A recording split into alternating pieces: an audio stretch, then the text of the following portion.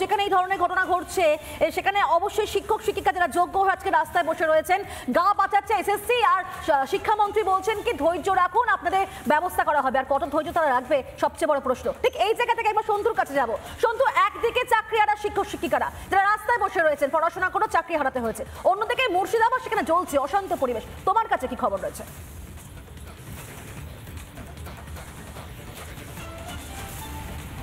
মুর্শিদাবাদ জ্বলছে আর সেই আগুনে পুড়ে খাক হচ্ছে বাঙালি হিন্দুর বাড়ি, বাঙালি হিন্দুর প্রাণ আর বাঙালি হিন্দুর সম্পত্তি।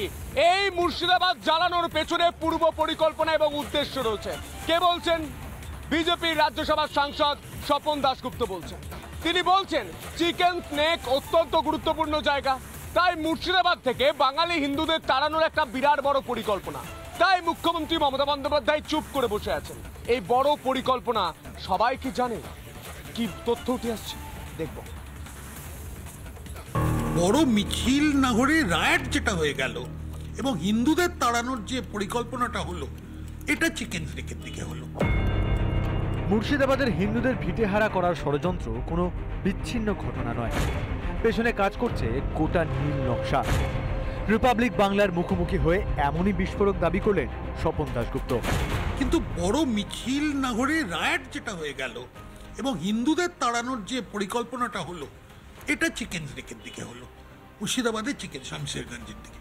এর মধ্যে কি কোনো আন্তর্জাতিক হাত আছে কি না, এটা রাষ্ট্রীয় সুরক্ষার সঙ্গে এটা কতটা যুক্ত আছে, সেটা এমনি ক্যাজুয়ালি জিনিসটা দেখলে চলবে না। এখানেই থামেননি বিজেপি নেতা। গত 10 বছরে বঙ্গে যে রোহিঙ্গা অনুপ্রবেশ বেড়েছে সেই নিয়েও আশঙ্কা প্রকাশ করেছেন স্বপন দাশগুপ্ত।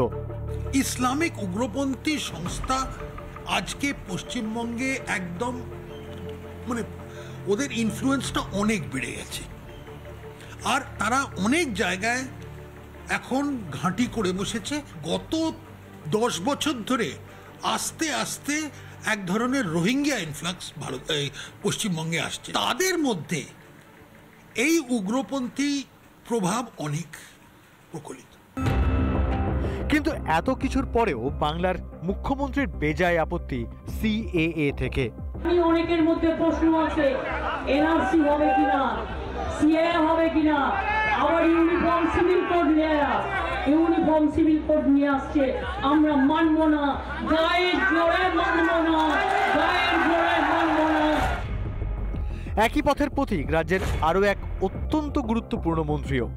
আজকে যাদের ডিক্লারেশন চাইছেন তারপরে তাদের ভারতীয় নাগরিক করবেন, তাহলে এতদিন তারা যে ভোটটা দিয়ে এসছে, তাদের যারা মতুয়া সম্প্রদায়ের মানুষ যারা পার্লামেন্টে গেছেন, অ্যাসেম্বলিতে গেছেন, তাহলে কি তারা বেআইনি হয়ে গেলেন? অর্থাৎ তাদের যে মেম্বারশিপ, তাদের যে ভোট আইন পাশ করার, সেইটা কি অগণতান্ত্রিক হয়ে গেল?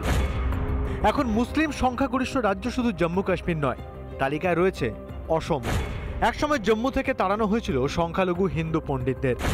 এখনই কি সময় আসেনি রাজনীতি বন্ধ করে বাংলাদেশি অনুপ্রবেশ বন্ধের? না হলে আগামী দিন পশ্চিমবঙ্গ দ্বিতীয় জম্মুতে পরিণত হবে না তো? রিপাবলিক বাংলা। নানা ধরনের কন্টেন্ট দেখার জন্য লাইক করুন, শেয়ার করুন আমাদের ফেসবুক পেজ, সাবস্ক্রাইব করুন আমাদের ইউটিউব চ্যানেল। পাশাপাশি অন্যান্য ব্রেকিং নিউজের জন্য অবশ্যই চোখ রাখুন রিপাবলিক বাংলায়।